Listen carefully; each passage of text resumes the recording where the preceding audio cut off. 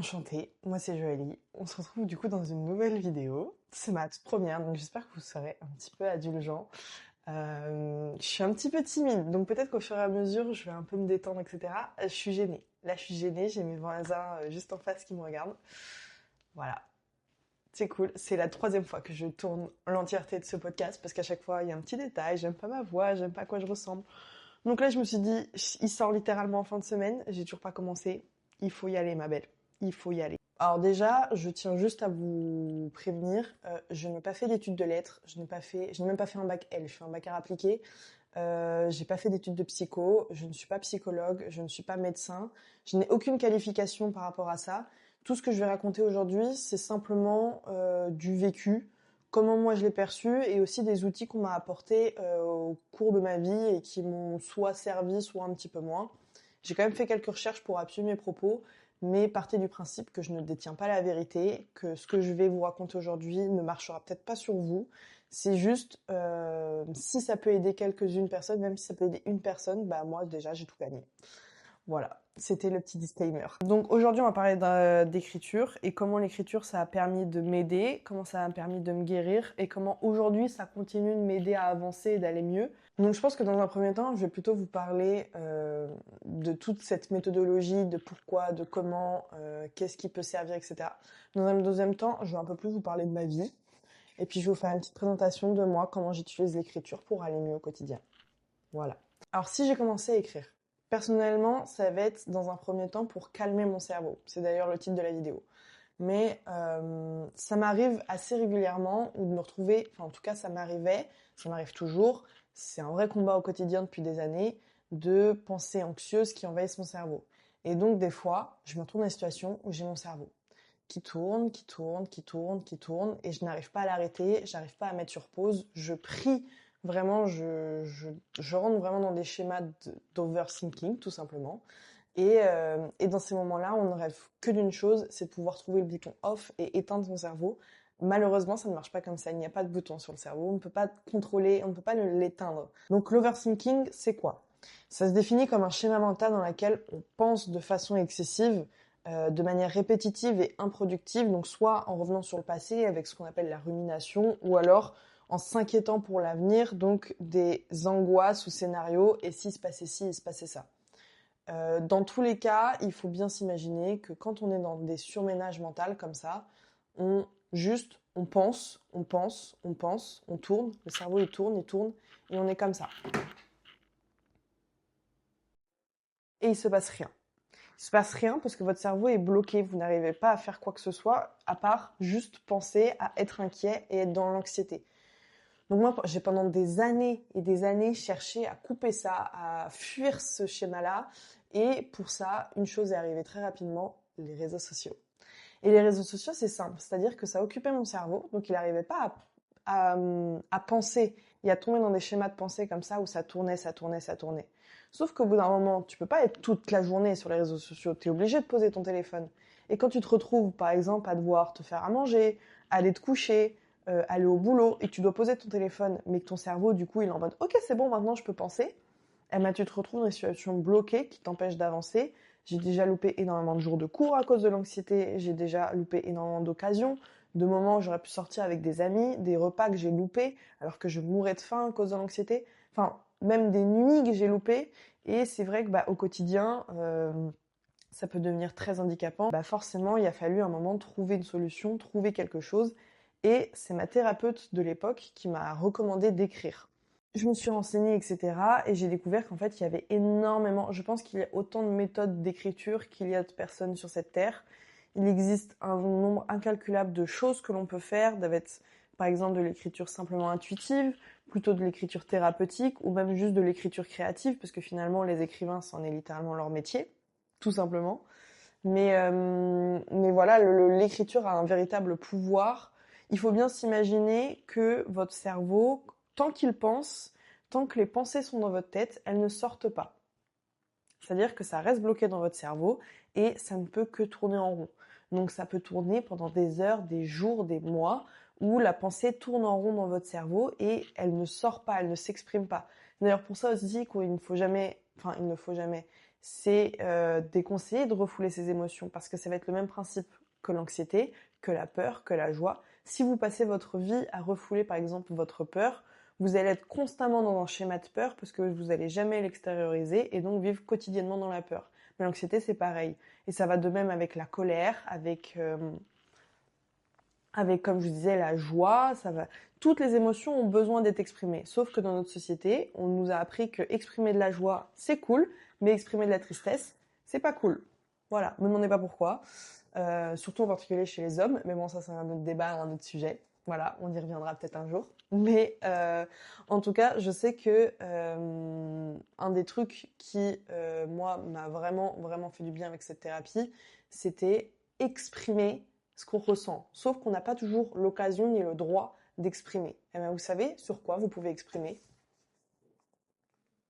Voilà. Ce petit truc, ça permet de ressortir toutes mes pensées, qu'elles soient positives ou négatives. Je ressors tout là-dessus. Alors, j'en ai plein, j'en ai plusieurs. Concernant les types d'écriture, donc comme je disais, il y en a plusieurs et chacun va avoir sa spécificité, etc. Moi, j'en utilise principalement trois. L'écriture intuitive, elle peut être imposée comme elle peut être simplement quotidienne, dans le sens où, par exemple, je sais que Julia Cameron, donc dans le livre The Artist's Way, un livre qui regroupe plusieurs idées et méthodologies des artistes pour justement lutter contre ce syndrome de la page blanche, etc. Elle recommande, c'est de tous les matins commencer par écrire 3 pages de pensée brute. Tous les matins, tu te réveilles, la première chose que tu fais, c'est que tu écris 3 pages, obligatoirement 3 pages, de tout ce qui te passe dans le cerveau. Donc ça peut être j'ai envie de manger une banane, j'ai pensé à ça cette nuit, et puis après la semaine prochaine je vais faire ça, et oh faut que j'aille aux toilettes, machin, etc. Vraiment juste déposer brutement et simplement toutes les pensées qui vont dans notre cerveau. J'applique cette méthodologie, mais je ne l'applique pas de manière aussi brute et violente que écrire 3 pages le matin. Déjà, dans un premier temps, je trouve que le faire le matin, ce sera beaucoup moins utile chez moi que de le faire le soir. Je préfère 1000 fois faire cet exercice-là le soir parce que ça donne vraiment la sensation, en gros, de vider le cache. Vous écrivez tout ce qui se passe dans votre cerveau, vous déposez sur le papier, donc ça n'a plus aucune raison d'être dans votre tête, ça n'a plus aucune raison de tourner dans votre tête. Comme je vous ai dit, encore une fois, c'est exprimer ce qui se passe là-haut. Et une fois que c'est posé sur le papier, il n'y a aucune raison que la pensée continue de tourner dans votre tête. Et donc, vous pouvez, moi en tout cas, je sais que le soir, j'écris, alors pas nécessairement 3 pages, j'écris simplement, ça peut dépendre 1, 2, 3 pages des fois. Si j'ai beaucoup de choses à dire, si je me sens anxieuse et que je sens que mes pensées sont vraiment envahissantes, je vais évidemment beaucoup plus écrire qu'une journée où tout allait bien et que j'étais contente et que je suis juste fatiguée, que j'ai envie d'aller me coucher. Mais ça permet vraiment de vider le cache. Et donc, quand je fais ça, c'est souvent la dernière chose que je fais avant de m'endormir. J'écris tout ce qui se passe, je mets dans mon lit, et là, mon cerveau, il est en mode, ok, c'est bon, c'est fini, la journée, elle est finie, la semaine, elle est finie, le mois, il est fini. On souffle, on pose, on éteint, ciao, bonne nuit. J'ai du coup séparé en 2 carnets ça, je vais vous expliquer tout simplement. J'ai du coup mon carnet d'écriture où là pour le coup c'est vraiment genre le carnet il bouge pas de ma table, c'est tous les soirs et je vais écrire, voilà. J'ai pas envie que vous lisiez ce qui est écrit dessus et je sais pas comment il y a des trucs flous, mais en gros j'écris ce qui se passe par la tête, etc. Et bon ça c'est un carnet Emma, je mets des petits autocollants pour faire la meuf. C'est les carnets basiques à ligne. Il n'est pas très solide, mais il est grand. Et sachez aussi que cet exercice-là vous demande de ne pas relire vos pensées. Vous n'êtes pas censé, vous êtes censé juste les extérioriser. Si pour vous, c'est même plus simple, par exemple, d'avoir un carnet avec des pages détachables et une fois que vous avez fini d'écrire, de la mettre en boule et de l'acheter, faites-le. Moi, j'ai un petit côté un peu matérialiste, j'aime bien garder les choses et voir que j'ai écrit plein de choses, mais ça n'a absolument pas la fonctionnalité d'être relu. Ne relisez pas vos pensées. Surtout si vous êtes dans un schéma où vous savez que vous étiez pas bien à ce moment-là et que vous commencez à vous en sortir. Ça peut vous faire retomber dedans. Alors ça peut aussi, si jamais, hein, je sais pas, vous encourager, vous dire ah, bah, c'est vrai que j'étais vraiment bas à ce moment-là, mais moi je sais que si je fais ça, ça va juste me donner envie de replonger et c'est c'est pas le but quoi. Au bout d'un moment. Faut avancer, quoi. Je vais aller, t'as 22 ans, je sais pas, grandis un peu, arrête de chialer et je rigole. Et du coup, comme je disais, j'en ai un deuxième, c'est que j'ai celui-ci. Et pour le coup, celui-ci, en fait, c'est un peu la même chose, mais c'est pas du tout la même chose. Autant dans celui-ci, je vais me concentrer, me réserver un moment où j'écris tout ce qui me passe par la tête, que ce soit positif ou négatif. Je sors mes pensées brutes telles quelles le soir avant d'aller me coucher. Autant celui-ci, ça va être même système d'écriture de pensées brutes, d'écriture intuitive, mais pour le coup là, ça va être plutôt des pensées, on va dire simplettes. Et encore, j'ai envie de dire, il y a des moments dans ce livre, j'ai écrit des trucs assez hardcore, mais l'idée c'est plutôt juste de me suivre au quotidien et d'être avec moi quand j'ai une pensée, j'ai quelque chose, j'ai besoin de l'écrire, même des choses qui sont sans importance. Mais c'est plutôt, j'ai pas envie de dire mon carnet de notes, parce que pour moi, ça reste quand même, j'écris parfois des poèmes, des choses comme ça là-dedans. Mais pour le coup, celui-ci, je vais avoir tendance à le relire, parce que je vais parfois noter des idées de vidéos, des choses comme ça. Alors par exemple, là, il y a des jolis petits poèmes où je dis que j'ai envie de les foutre en l'air. Top. Mais là, par exemple, c'est mes idées que j'avais pour cette vidéo, etc. Alors comment j'ai structuré ma vidéo. Et donc, ce carnet-là, pour le coup, je l'emmène partout avec moi et il m'aide vraiment à poser mes idées, à poser sur le papier tout ce qui se passe dans le crâne et tout ce que j'ai besoin d'exprimer parce que j'ai pas toujours ce carnet avec moi et ce carnet, je le réserve vraiment le soir avant de dormir pour vider mon cerveau. Et celui-ci au quotidien parce que j'ai quand même un cerveau qui pense un petit peu trop pour un seul humain et c'est quand même bien de pouvoir poser tout ce qui se passe dans ma tête. Mais du coup, je l'aime beaucoup parce qu'il est toute petite taille, il est très mignon et j'ai un truc pour tenir mon stylo et ça c'est pratique parce que sinon je perds tous mes crayons. Voilà, là comme ça, je suis sûre de pas le perdre. Il est top et j'ai même une petite pochette parce que du coup j'aime bien aussi c'est coller les trucs que je vis au quotidien, etc. Et donc voilà, ma petite pochette avec tout ce qu'il y a dedans. Enfin bref. Mon deuxième conseil, ça va être plutôt ce que j'appelle de l'écriture thérapeutique. En gros, pour faire simple, c'est des exercices d'écriture pour le coup que m'avait recommandé ma thérapeute quand j'avais fait du coup cette thérapie en 2021 et aussi des trucs que j'ai découverts via les réseaux sociaux, etc., qui sont des exercices qui te permettent de, pour le coup, c'est même pas spécialement vider ton cerveau comme la méthode qu'on a vue avant, mais pour le coup, comprendre et analyser ce qui se passe dans ton cerveau. Donc ce que j'appelle de l'écriture thérapeutique, alors je sais pas si c'est véritablement le bon mot qu'il faut utiliser, mais en tout cas moi je le vois comme ça, parce que c'est vraiment l'écriture qui me permet de faire du bien, l'écriture qui permet d'apporter de la positivité, et l'écriture qui permet de mieux se comprendre, de mieux interpréter, parce que autant sur la première méthodologie que je vous ai montrée, qui fait vraiment partie de mon quotidien, là on est vraiment sur l'idée de vider son cerveau, vider ses émotions, vider ses ressentis, vider son angoisse. Autant sur celle-ci, on va être plutôt sur comment l'interpréter, comment la comprendre et surtout aider à aller mieux et à mieux se comprendre, etc.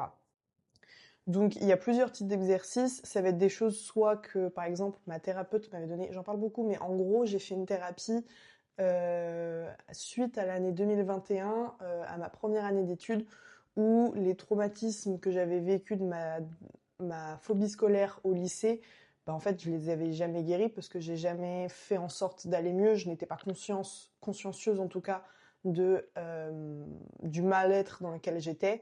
Et donc, c'est à partir de 2021 où j'ai décidé un peu de prendre les choses en main et que j'ai suivi cette thérapie. Plein d'exercices et de choses à faire. Et parmi celles-ci, il va y avoir donc par exemple tout ce qui va être l'écriture de la gratitude. Donc c'est vrai que c'est quelque chose que j'ai encore du mal à intégrer vraiment dans mon quotidien, que j'essaye de faire le plus régulièrement possible. Mais en gros, ça va être par exemple se poser toutes les questions. Comment je vais aujourd'hui? Qu'est-ce que j'ai prévu de faire?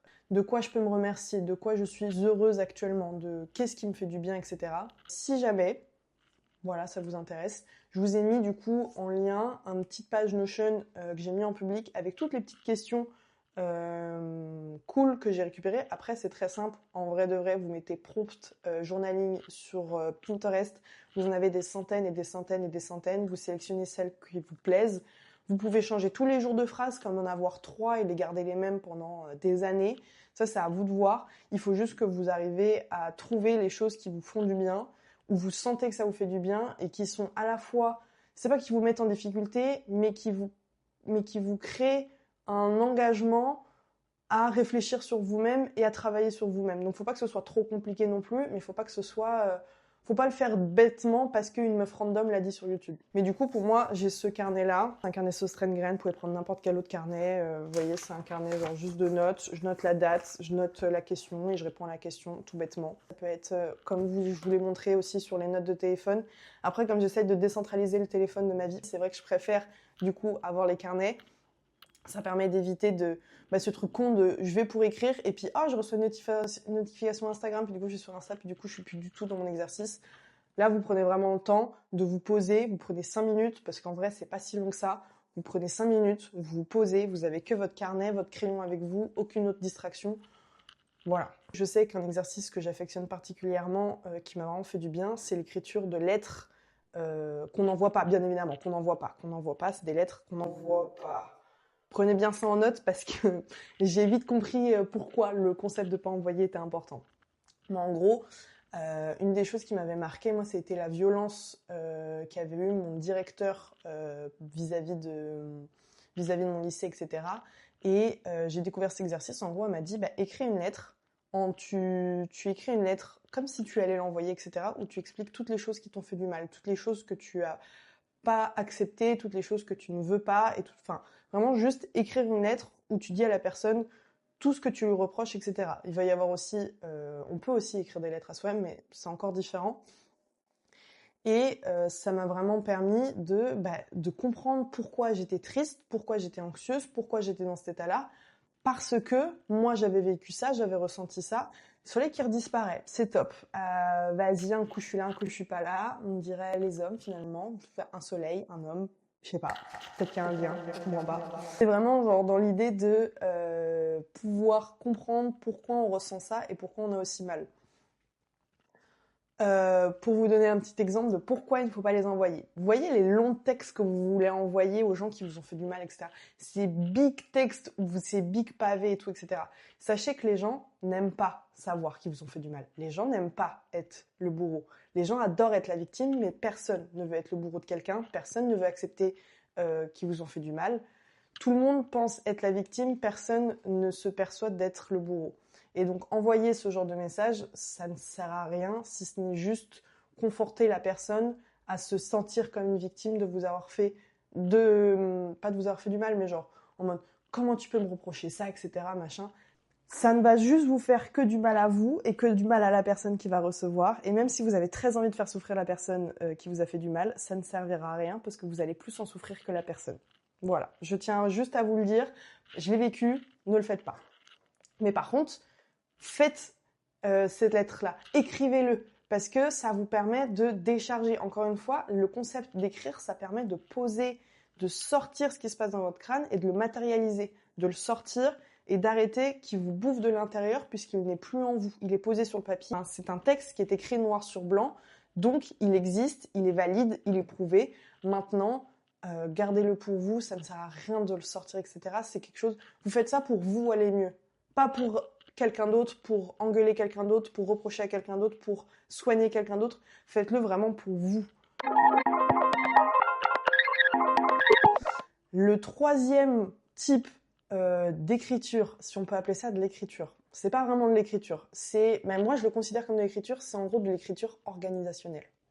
Parce que quand vous êtes comme moi, quelqu'un d'anxieux, de stressé, vous allez avoir une désorganisation. Vous êtes désorganisé, je le sais. Si vous êtes comme moi, vous êtes désorganisé. Je suis très désorganisée.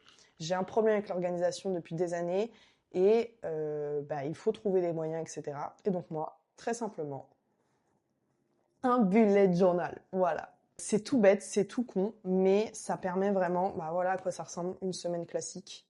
Ça permet vraiment de poser, encore une fois, de poser sur le papier toutes les choses qui se passent dans votre tête, parce que ça fait partie aussi des pensées, des choses comme ça. J'ai, par exemple, demain, ça à faire. Quand j'y pense, là, j'y pense, mais je peux pas le faire maintenant, ce sera demain qu'il faudra que je le fasse. Mais si je le note pas, je sais que toutes mes pensées vont être mélangées et que je vais oublier et que je vais être désorganisée et que comme ce sera pas écrit noir sur blanc que j'ai à le faire, je vais pas le faire. Donc le piège avec ça, par contre, parce qu'il y a toujours un mais, le piège avec ça, c'est de ne pas tomber dans la surproductivité. Ne faites pas des to-do list interminables d'1 million de choses. Je sais que vous avez plein de choses à faire. J'ai toujours 1 million de choses à faire.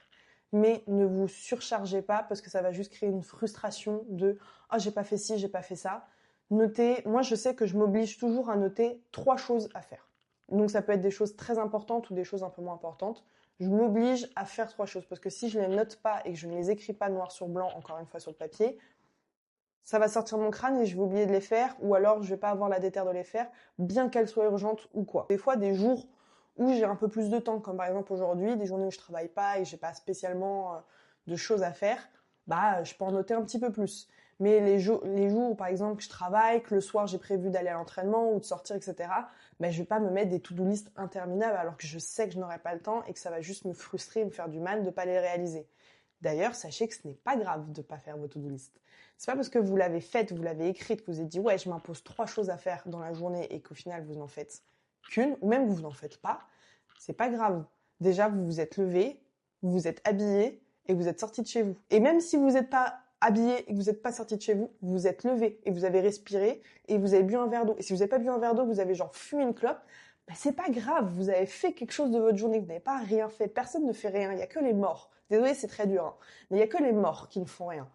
Et encore après-demain, et puis d'un seul coup, bim, vous retombez, bah vous refaites plus rien. C'est pas grave, c'est pas grave.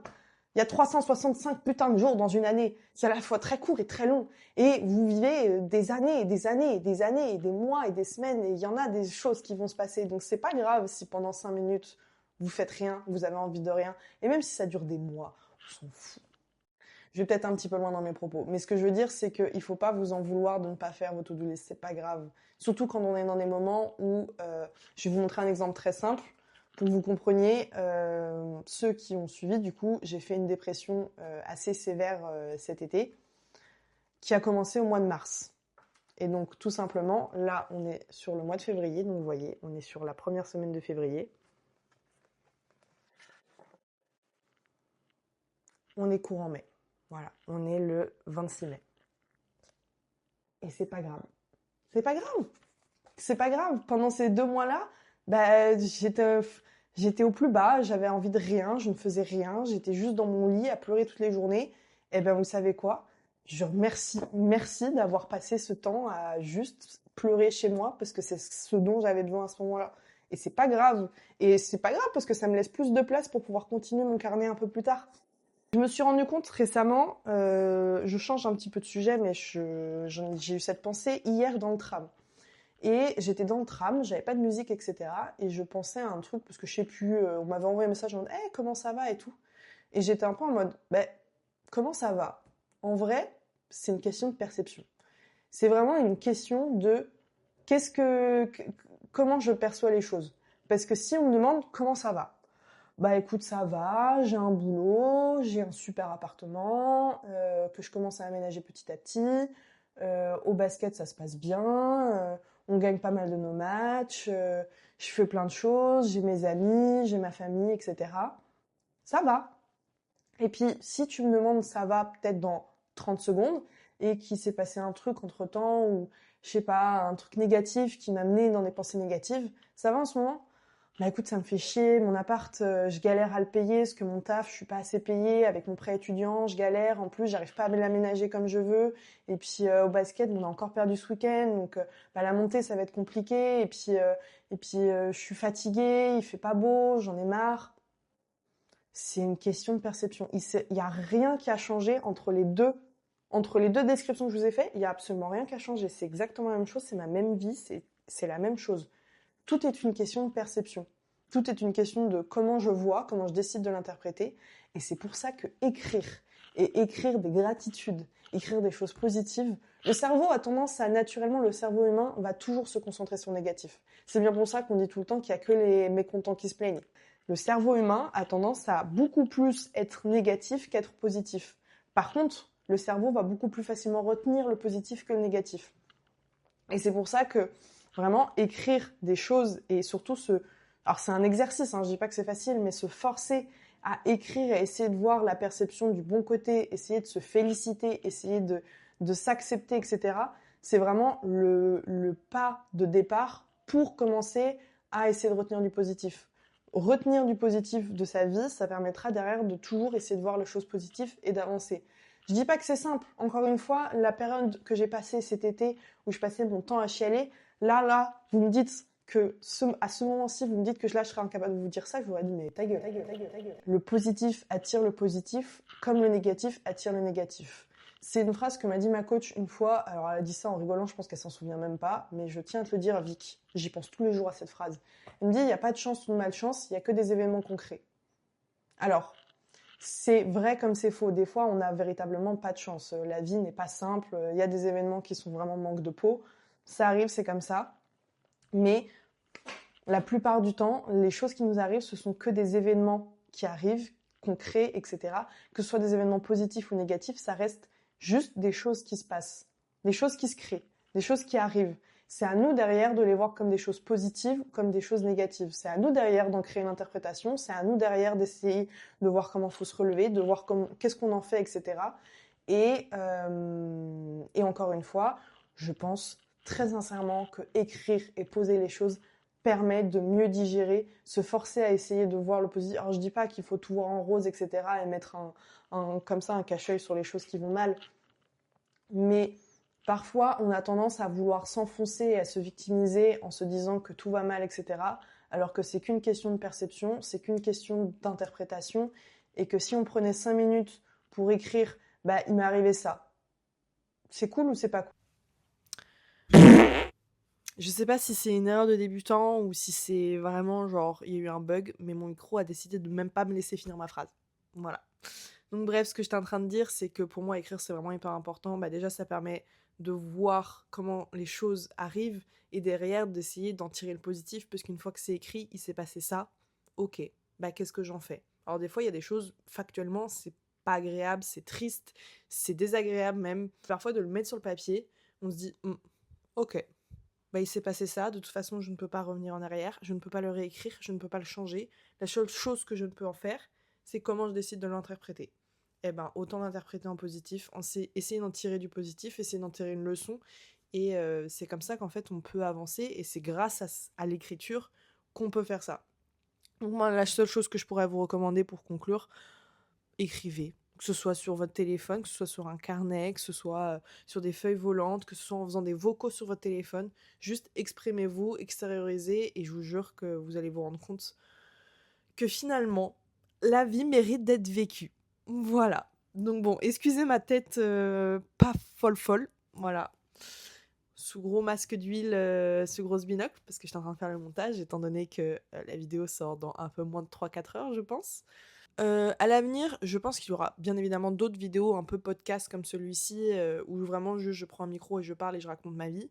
Mais j'aimerais bien aussi intégrer d'autres styles de vidéos, des choses un petit peu plus lifestyle, un petit peu plus chill, à voir comment la chaîne va évoluer, à voir comment je vais évoluer, à voir comment les choses vont évoluer. De toute façon, ça sert à rien de se prendre la tête, ça sert à rien de prédire l'avenir. La seule chose que je peux faire, c'est l'écrire pour essayer de le matérialiser. Et puis on verra bien ce que ça donne. N'hésitez pas à me suivre sur les réseaux sociaux d'ailleurs, sur Instagram principalement, voilà, pour avoir un petit peu des exclus, voir des extraits, voir ma vie au quotidien, j'essaye d'être régulière, etc. C'est encore le début, donc j'apprends encore tous les jours, mais n'hésitez pas à aller faire un petit tour. Voilà, je vous fais des gros bisous sous cette magnifique apparence, et puis on se dit à très vite. Bisous!